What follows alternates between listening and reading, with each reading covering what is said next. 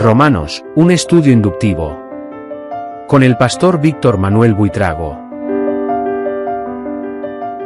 Bendito Señor, gracias, porque estudiar tu palabra es un privilegio grande que tú nos permites, y por eso hoy una vez más pedimos que sea tu Espíritu Santo quien nos guía en este estudio de esta lección de Romanos. Queremos que tu obra, tu poder y tu gracia se perfeccione y se manifieste en nuestras vidas.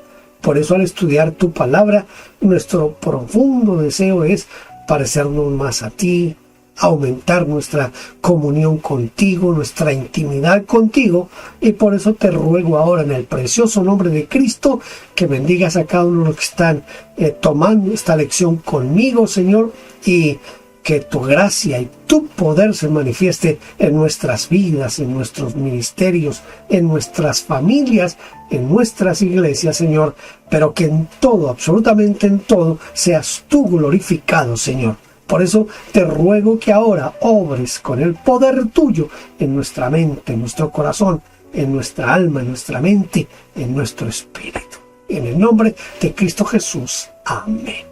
Bienvenidos a la lección número 9 de Romanos.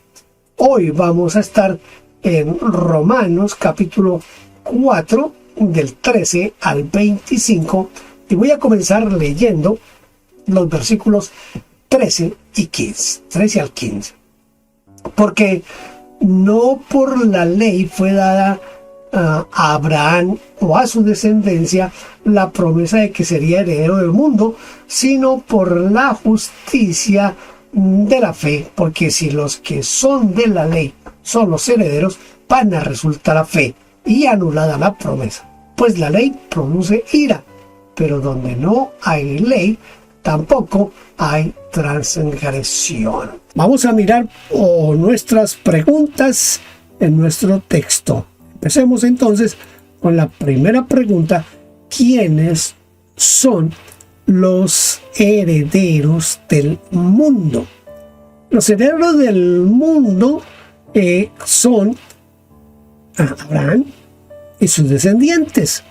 Literalmente, en el griego se puede leer: la promesa fue dada a Abraham o a su simiente. Es decir, de la simiente que es Cristo y en consecuencia a los que son de Cristo. ¿Qué significa la justicia de la fe? ¿Cómo se aplica a nosotros?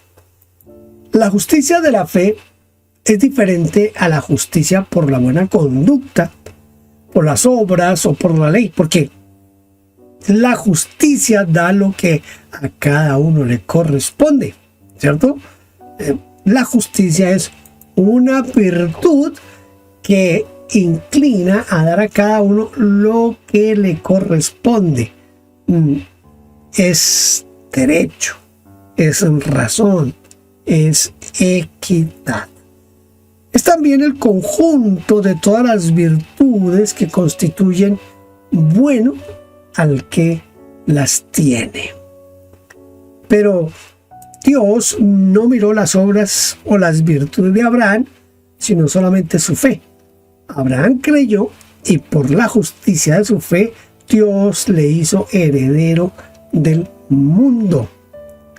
Escuche, Dios le hizo heredero del mundo. Dios dijo: en ti serán benditas todas las familias de la tierra. Esto significa todos los pueblos, las naciones, las razas, es decir, el cosmos. El asunto sería: ¿cómo se aplica esto a nosotros? ¿De qué manera se aplica esto a nosotros? Primero, si somos de Cristo, somos de la simiente de Abraham y por lo tanto somos también herederos del mundo. Gálatas 3:29. Segundo, si somos hijos de Dios, en segundo lugar, si somos hijos de Dios, entonces somos herederos. Dice, y si hijos, también herederos. Y si hijos, también herederos con Cristo. ¿Cierto? Herederos de Dios, coherederos con Cristo, según Romanos 8:17. Tercero, si somos justificados, somos herederos. Dice, para que justificados por su gracia, viniésemos a ser herederos conforme a la esperanza de la vida eterna. Esto dice Tito capítulo 3, versículo 7. ¿Qué cosas pueden eliminar la fe y anular las promesas de Dios? ¿Ah? Es notable cómo algunos conceptos pueden anular, vaciar, quitar el valor de la fe y destruir las promesas de Dios. Depende de lo que uno subraya en la Biblia. Es decir, en donde uno pone el énfasis. Mire, basta que enfaticemos la justificación por las obras, o que somos salvos porque somos buenas personas, para que la fe quede afuera. Basta que enfaticemos la ley como medio de salvación para que las promesas sean canceladas. Basta que pongamos por encima de todo nuestras tradiciones, nuestros estatutos, para que la fe desaparezca y las promesas de Dios no valgan nada. No valgan nada. Yo creo que esto de las tradiciones a veces es tan serio, pero tan serio, que debiera movernos a pensar cuántas de nuestras tradiciones como cristianos invalidan completamente la gracia de Dios, la fe, el poder de Dios, porque lo hacemos. Hay que cuestionar muchas de las cosas que se hacen en las iglesias hoy. Esas cosas que se hacen y que anulan la promesa, anulan el nuevo pacto. Hay que tener mucho cuidado con todo eso, así que les recomiendo que esté como decimos nosotros en Colombia, que se ponga usted trucha, póngase trucha, es decir, despabilese, póngase bien despabilados. Si donde no hay ley, no hay transgresión ni castigo, ¿no sería mejor vivir entonces sin leyes? Las leyes son necesarias porque no fue la ley la que produjo el pecado, sino que fue el pecado que produjo la ley. Cuando los hombres comenzaron a extralimitarse y a dañar a los demás, aparecieron las leyes para establecer la equidad, la retribución o el castigo. Vamos a leer ahora Romanos capítulo 1, versículos 16 y 17, que dice: por tanto, es por fe, para que sea por gracia, a fin de que la promesa sea firme para toda su descendencia, no solamente para la que es de la ley, sino también para la que es de la fe de Abraham, el cual es padre de todos nosotros. Como está escrito, te he puesto por padre de muchas gentes, delante de Dios, a quien creyó, el cual le da vida a los muertos y llama las cosas que no son como si fueran. ¿Ah? ¿Qué asegura? ¿Qué es lo que asegura? ¿Qué es lo que... a ver, porque se me está como... ¿Qué es lo que asegura o hace firme la promesa de Dios? Pues son dos cosas. Son solamente dos cosas. Son la fe y la gracia. Porque no existe la gracia donde no hay fe. Es por fe, para que sea por gracia, y no existe firmeza o seguridad donde no hay gracia. Sea por gracia, a fin de que la promesa sea firme, o sea confiable, confirmada.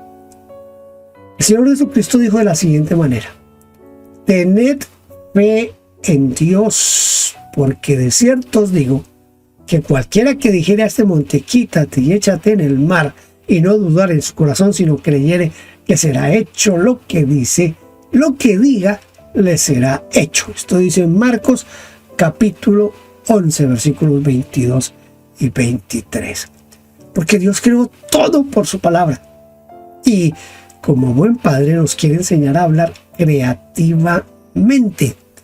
Él quiere enseñarnos el lenguaje del cielo por medio del cual, escuchen, esto me llama mucho la atención. Presta atención a lo que dice Pablo aquí. Él llama a la existencia lo que no existe. Las cosas las llama a las que no son como si existieran, como si fueran. Este idioma celestial es un don de Dios. No se aprende por uno mismo, sino por gracia. Y por medio de la fe y la gracia, las promesas se vuelven firmes, firmes, firmes, firmes. Romanos, capítulo 4, versículos 18 al 21. Él creyó en esperanza contra esperanza para llegar a ser padre de muchas gentes conforme a lo que se había dicho. Así será tu descendencia. Y no se debilitó en la fe al considerar su cuerpo que estaba ya como muerto, sino siendo de casi 100 años, o la esterilidad de la matriz de Sara. Tampoco dudó por incredulidad de la promesa de Dios, sino que se fortaleció en fe, dando gloria a Dios, plenamente convencido de que era también poderoso para hacer todo lo que había prometido. Yo creo que antes de comenzarle a preguntar a nuestro texto ciertas cosas, valdría la pena pensar un poquito en lo que dice el libro de Hebreos capítulo 11, que en realidad Abraham le creyó a Dios, pero en realidad Abraham no recibió lo que Dios le prometió. Es más, si usted lee Hebreos 11 va a encontrar que casi todos los que son mencionados allí, el escritor aclara que ninguno de ellos recibió lo que le fue prometido. Solo lo creyeron en fe, lo vivieron por fe.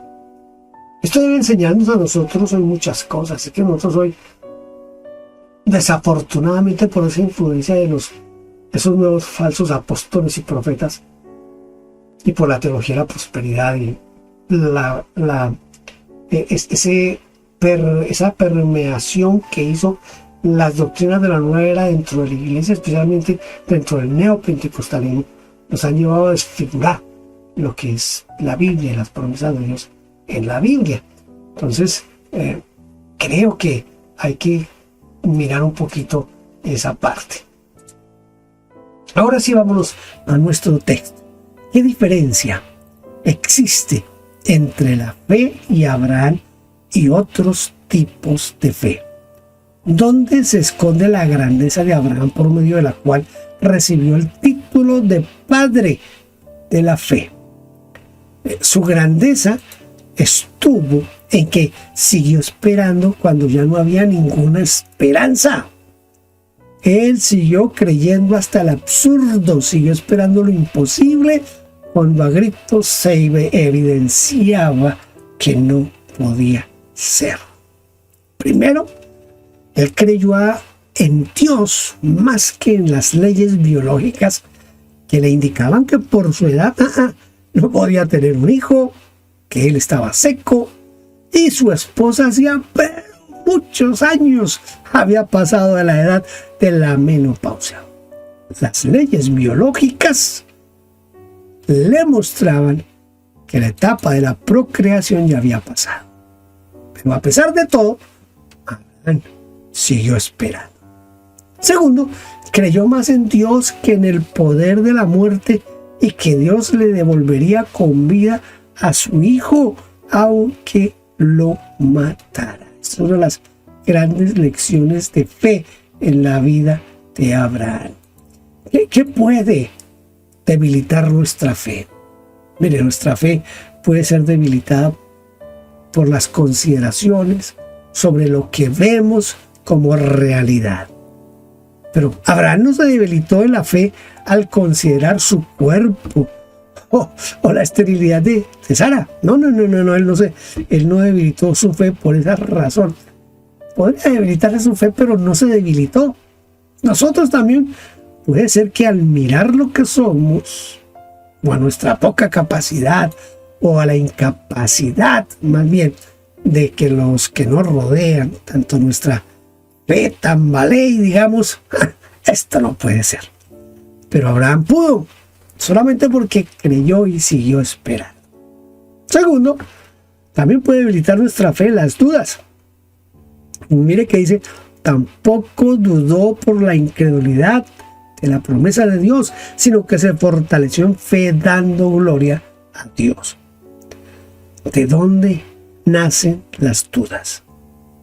Mire, nuestras dudas pueden venir o proceder de una enseñanza errada que pone en tela de juicio la Biblia o niega el poder de Dios en la actualidad. También puede venir de algún fracaso o alguna experiencia negativa en el pasado, es decir, de una ilusión que nos hicimos cuando oramos y no ocurrió lo que esperamos o esperábamos que ocurriera. También de un sentimiento de culpa por una falta cometida que nos bloquea o nos impide creer. También porque utilizamos un lenguaje cargado de incredulidad. No creo que pase esto, que pase aquello. Esto es imposible. Ese lenguaje impide que nosotros creamos y que nuestra fe siga adelante. También porque nos negamos a perdonar. Mire, la falta de perdón cierra las puertas del cielo, aunque usted no lo crea.